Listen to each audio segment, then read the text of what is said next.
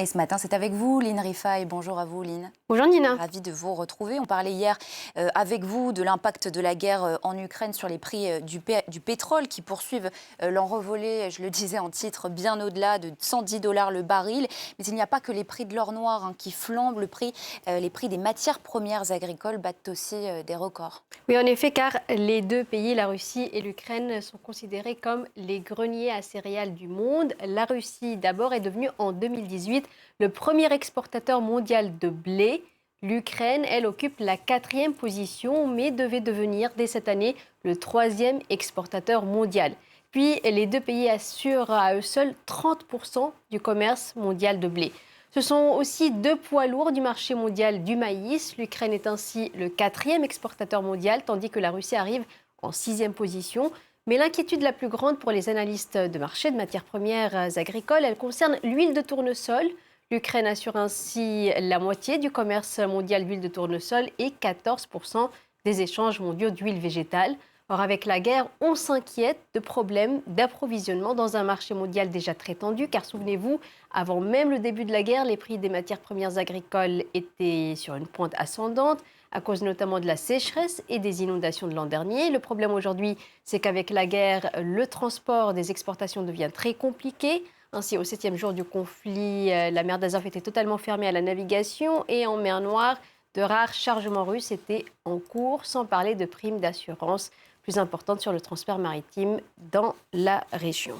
La raison, Line, c'est que la Russie et l'Ukraine sont des poids lourds de l'agriculture mondiale. Oui, ça, on vient de dire. Et aussi, il y a des conséquences de cela sur les prix de l'alimentation. On le voit déjà, tout cela arrive dans un contexte d'inflation très forte en zone euro, des prix qui battent des records. Les chiffres ont été publiés hier par Eurostat. Ils faisaient état d'un nouveau record de l'inflation en zone euro au mois de février à 5,8%, avec une progression des prix de l'énergie de 31,7% contre 28,8% un mois plus tôt. La hausse des prix de l'alimentation, elle était déjà de l'ordre de 4,1% en février, contre 3,5% en janvier. Alors, une tendance qui devrait donc se poursuivre.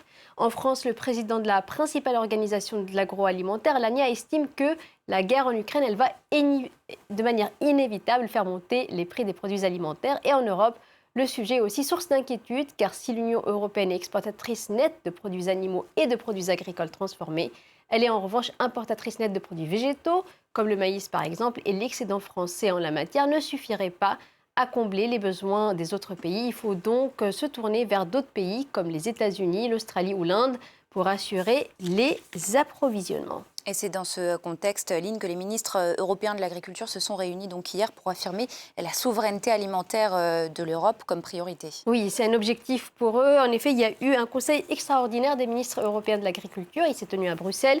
Objectif, étudier les conséquences de la guerre en Ukraine sur le secteur. Pour plusieurs États membres, il faut que l'Union européenne fasse une priorité de la souveraineté alimentaire et pas seulement à court terme. C'est ce qu'a d'ailleurs souligné le ministre français de l'agriculture, Julien Denormandie, cité par le journal Les Échos. D'ici quelques jours, des mesures concrètes pourraient ainsi être annoncées, comme l'utilisation des terres en jachère pour cultiver les graines nécessaires à l'alimentation des animaux. Et la flambée des prix de l'alimentation inquiète au-delà de l'Europe, au-delà de la Méditerranée, car de nombreux pays de la région Moyen-Orient, Afrique du Nord importent une grande partie, il faut le dire, de leur alimentation de Russie, mais aussi d'Ukraine. En effet, le problème se pose d'autant plus dans la région, car cette année, il y a eu une très forte vague de sécheresse qui sévit dans plusieurs pays de la région, avec un impact sur les productions locales, ce qui accroît donc leurs besoins en importation de matières premières agricoles. Or, de nombreux pays de la région sont fortement dépendants, et vous l'avez dit, des importations de blé russe et ukrainien. C'est notamment le cas de l'Égypte, de l'Algérie, mais aussi du Liban et du Yémen. Le Liban, par exemple, dépend à 50% du blé russe et ukrainien pour son alimentation. Il risque donc de se retrouver confronté à des pénuries. Et puis le Programme alimentaire mondial s'inquiète, lui, des conséquences sur le Yémen, avec une aggravation de la crise alimentaire qui y sévit depuis des années. Déjà l'an dernier, le coût des produits alimentaires avait plus que doublé dans de nombreuses régions. Avant de se quitter, Line, quelques mots des marchés financiers ce matin. Quelles sont les tendances ? Alors, si on regarde les bourses, la tendance est en hausse sur les marchés asiatiques. La raison en est le discours hier plutôt rassurant du président de la Banque centrale américaine, Jérôme Powell. Alors, vous voyez ici les chiffres, plus 0,8% pour le Nikkei à Tokyo, 1,53% à Séoul pour le Kospi.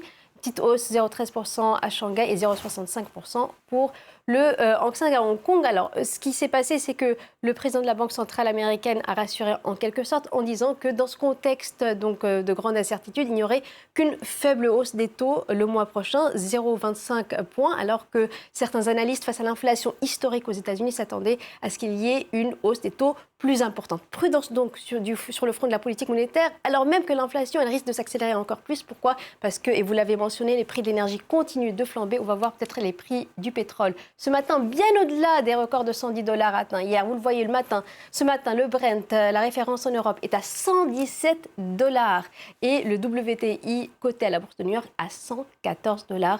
Des progressions très fortes qui risquent de continuer. On risque donc bientôt de passer une nouvelle barre symbolique, celle des 120 $ pour le baril de pétrole. Lynn Rifaille pour l'Info Éco, on vous retrouve tout à l'heure. 7h45 et 9h15. Merci beaucoup à vous Lynn et donc à tout à l'heure.